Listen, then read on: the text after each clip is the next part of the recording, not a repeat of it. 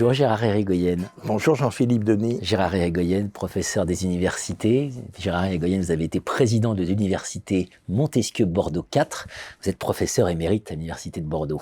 Vous êtes un de nos spécialistes français, je devrais presque dire mondial, de la question de la gouvernance d'entreprise et en particulier des entreprises familiales. J'ai envie de vous poser une question un peu brutale, Gérard Irigoyen.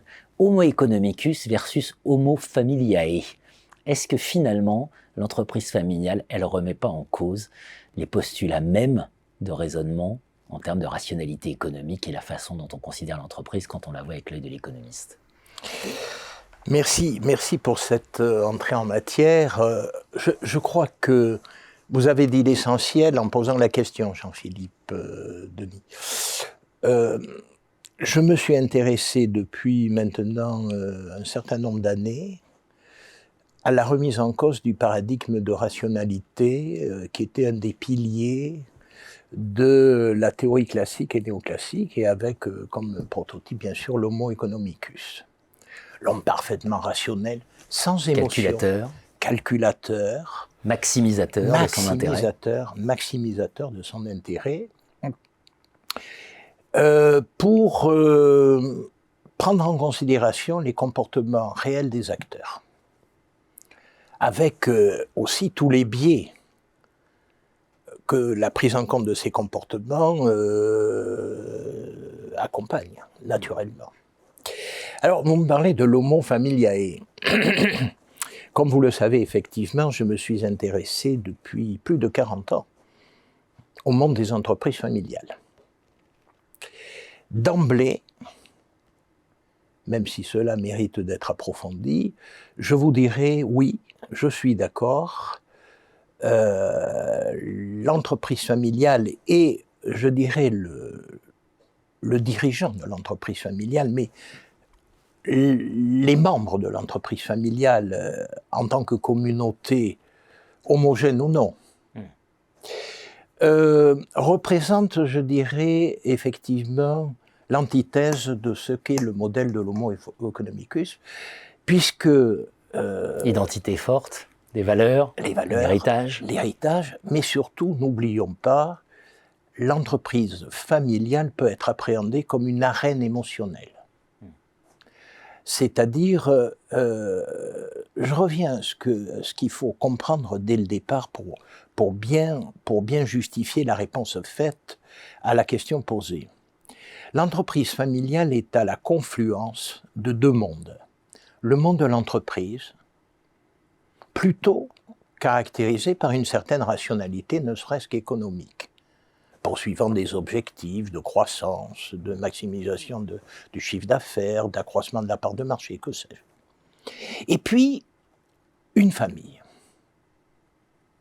Une famille qui, de facto, n'obéit pas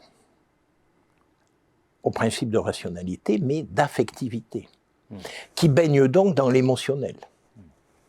Et donc, la confluence de ces deux mondes donne l'entreprise familiale.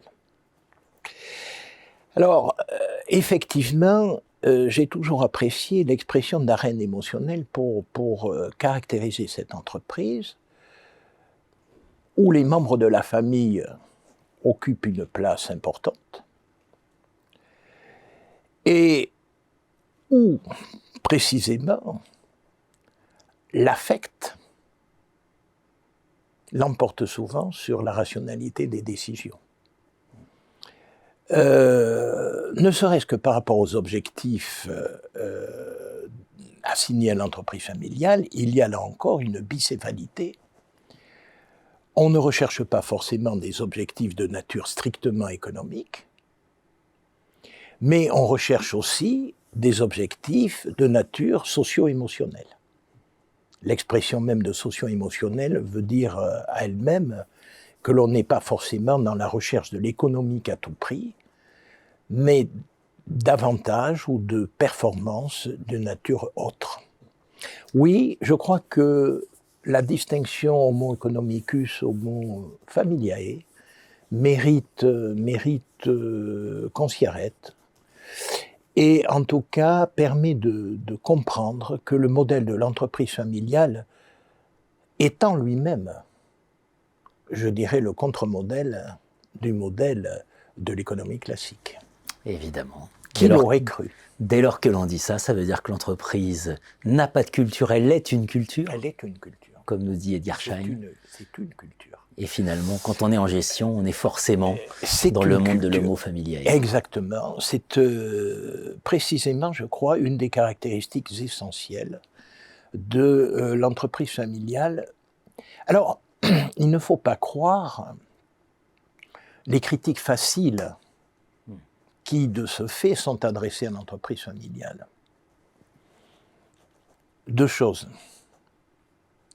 Dans ces dernières zones de turbulence, que ce soit celles liées à la Covid, ou que ce soit celles liées aux difficultés économiques rencontrées, on peut constater que ce sont les entreprises familiales qui sont les plus résistantes, qui finalement développent le plus un modèle de résilience, au fond. Alors on peut s'y interroger pourquoi ces entreprises, dont certaines traversent le temps. Eh bien, parce que je crois que les valeurs créent d'abord de la valeur, et que les valeurs protègent. Alors, en dépit de toutes les critiques qui peuvent être adressées à ce modèle, eh bien, je crois quand même que c'est un modèle qui, en définitive, et je serais heureux un jour de venir développer cette idée, sur laquelle je travaille à l'heure actuelle, est un modèle universel, finalement.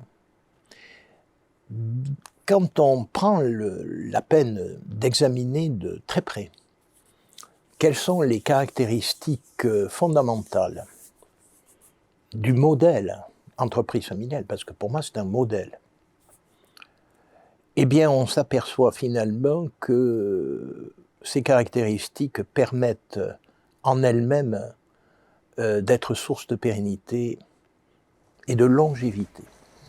Face aux crises et aux turbulences, la famille plutôt que le contrat, pour faire simple. Tout à fait. Voilà. Vous résumez de façon parfaite ce que j'ai pu développer plus longuement. Merci Gérard Egoyen.